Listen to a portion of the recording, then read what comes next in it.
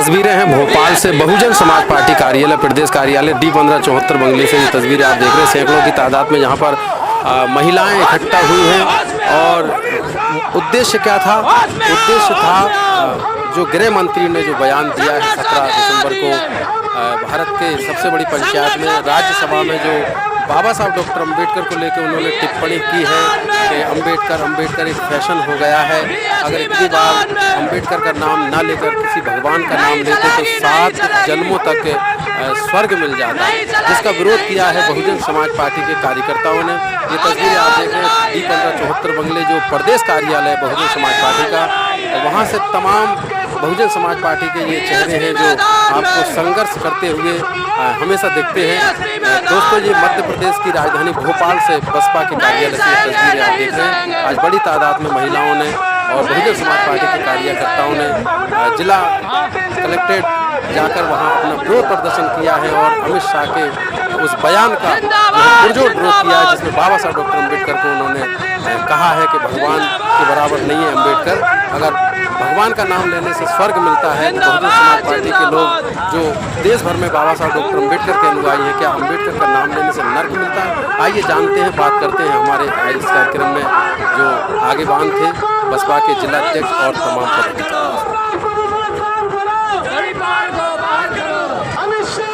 जय भीम। बहुजन समाज पार्टी जिला अध्यक्ष भोपाल। आपने पूरा बयान सुना है, क्या था? जी, क्या है कि ये पहला बयान नहीं है।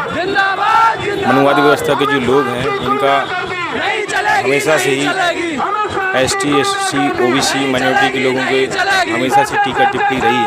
और अभी वर्तमान में जो केंद्रीय गृह मंत्री अमित शाह जी ने जो बाबा साहब अम्बेडकर जी के ऊपर जो अभद्रतापूर्वक जो बयान दिया है, इसकी बहुजन समाज पार्टी के राष्ट्रीय बहन कुमारी मायावती जी ने विरोध व्यक्त किया है।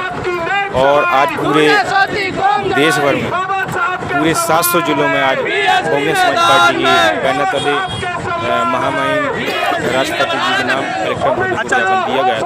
उसी संदर्भ में भोपाल में भी आज ज्ञापन दिया गया।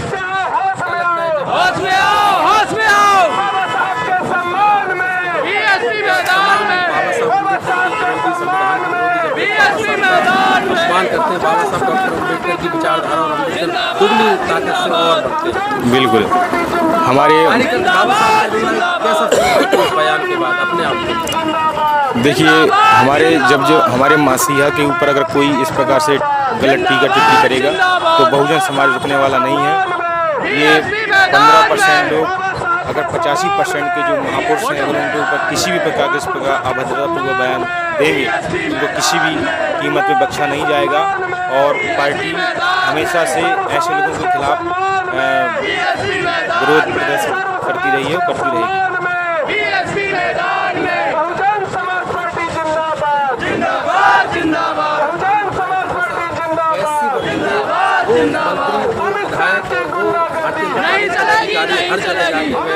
ये बयान देते हैं कि जाति के लोगों को ये कहते हैं कि हमने किया और एक तरफ ऐसे बयान देते हैं, कितना सही कितना गलत? देखिए, आप इस बात को आप भी जानते हैं कि बहुजन समाज पार्टी से पहले ये लोग ना तो इन्होंने कोई धाम बनाया है, ना हमारी महापुरुषों के लिए कुछ किया है।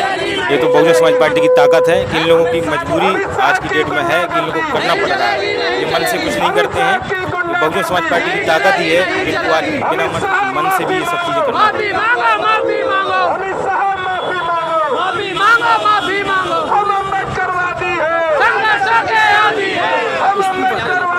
क्या वजह थी?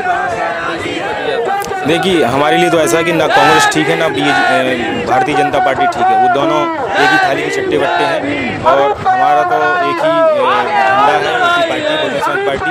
और बहुजन समाज पार्टी जो महापुरुषों को मान सम्मान दिला सकती है, देश में ऐसी कोई भी पार्टी नहीं है जो हमारे महापुरुषों को मान सम्मान दिला सकती है।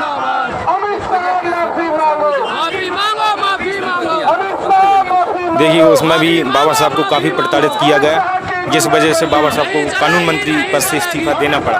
तो बाबा साहब तो हमेशा से कांग्रेस के विरोध में ही रहे और बाबा साहब के पूरे जीवन काल में कांग्रेस पार्टी ने उनको खून के आंसू रुलाए हैं। ये किसी से छुपा नहीं है। हिंदू कोड पर जो महिलाओं के लिए बाबा साहब ने जो अधिकार दिलवाए और जो बाबा साहब ने लिखा, वो महिलाओं के लिए बहुत अमूल्य हथियार साबित होता है। नहीं सहेंगे, नहीं सहेंगे, नहीं चलेगी, नहीं चलेगी, नहीं चलेगी, नहीं चलेगी। मंत्रिमंडल से इस्तीफा या भारतीय जनता पार्टी के पुरखे जो हिंदू कोड का विरोध कर रहे थे उनकी वजह से दिया था, जब विदेश नीति उसका मुख्य कारण था, या फिर कोई और वजह थी? मेन जो कारण था वो सारी जो महिलाओं को बराबर सम्मान नहीं मिल रहा था। महिलाओं को जो सम्मान देने के लिए, उनको कानूनी अधिकार देने के लिए जो हिंदू कोड बिल बाबा साहेब ने लागू किया था, तो उसको कांग्रेस पार्टी जो है वो लागू नहीं कर रही थी। और बाबा साहेब चाहते थे कि हिंदू कोड बिल लागू हो और ओबीसी को आरक्षण मिले। तो ये दो अहम मुद्दे थे जो कांग्रेस पार्टी ने इसको माने नहीं थे। तो इसके विरोध में महिलाओं के हक अधिकार के लिए और ओबीसी के हक अधिकार के लिए बाबा साहेब ने अपने मंत्रिमंडल से मंत्री पद से इस्तीफा दिया था।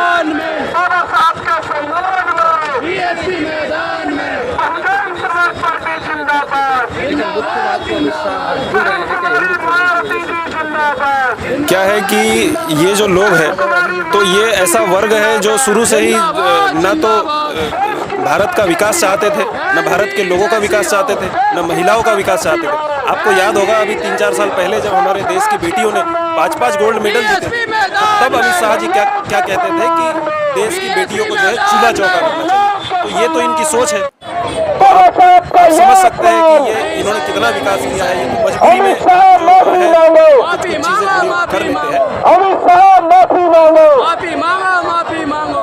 अमित शाह की गुंडागर्दी नहीं चलेगी, नहीं चलेगी। अमित शाह की गुंडागर्दी नहीं चलेगी, नहीं चलेगी। बहुजन समाज पार्टी जिंदाबाद, जिंदाबाद, जिंदाबाद। बाबा साहब डॉक्टर भीमराव अम्बेडकर ने जब कानून मंत्री बने थे, उस समय हिंदू कोड बिल लागू करने की बात की थी।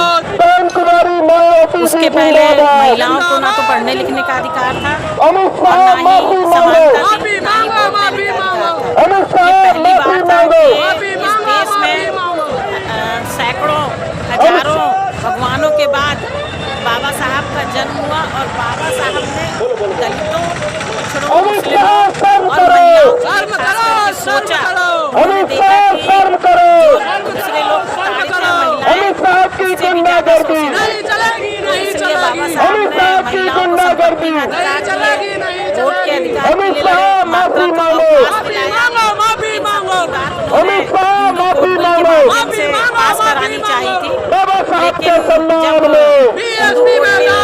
तमाम चुनाव के कारण अटक गया था, बड़े बेमन से कानून मंत्री से इस्तीफा दिया था, क्योंकि उन्होंने अपने जीवन में जो मुख्य काम था उनको लग रहा था काम नहीं कर पा रहा, जिसके लिए शायद मैं आज यहाँ पर बैठा। नहीं चलेगी, नहीं चलेगी। अमित शाह की गुंडागर्दी नहीं चलेगी, नहीं चलेगी। बाबा साहब का ये अपमान नहीं सहेंगे, नहीं सहेंगे।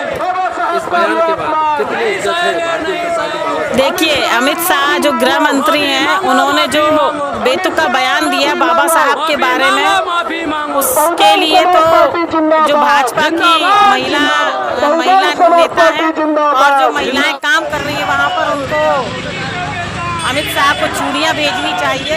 क्योंकि आरएसएस और भाजपा और संघ के जो लोग हैं, आज़ादी के पहले से ही ना तो आज़ादी में भाग ले रहे थे, और जब बाबा साहब कानून मंत्री बने थे तो इनके जो श्यामा प्रसाद मुखर्जी हैं और भी लोग हैं जो सावरकर हैं, इन लोग बाबा साहब का बहुत विरोध कर रहे थे। जब बाबा साहब ने हिंदू कोड बिल पास कराना चाहा तो सबसे ज़्यादा आरएसएस के लोगों ने और संघ के लोगों ने विरोध करवाया था बाहर रह करके, क्योंकि उस समय तो देश के सामने कांग्रेस एक बड़ी पार्टी के रूप में थी और 1925 में इन्होंने आरएसएस का गठन किया था।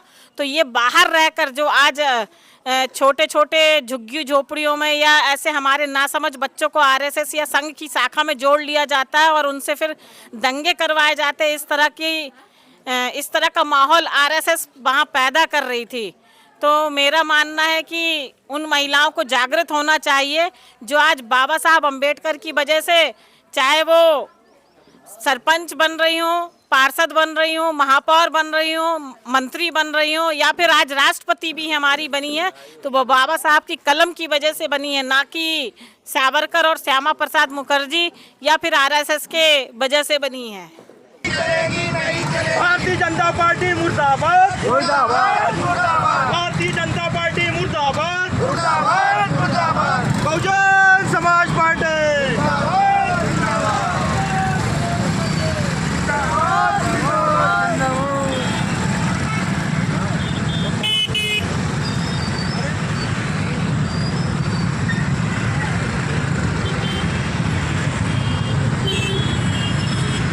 नारे बोलो, नारे।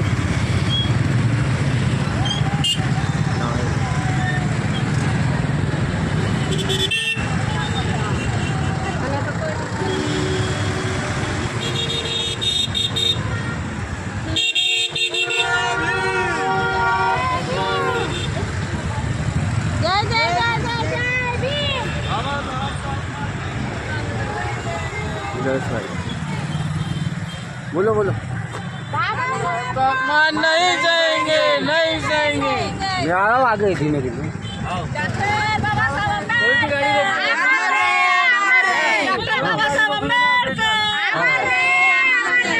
अमित शाह तेरी तानाशाही नहीं चलेगी, नहीं चलेगी। अमित शाह तेरी तानाशाही। Hey there. Subscribe to my channel. And also press this bell icon.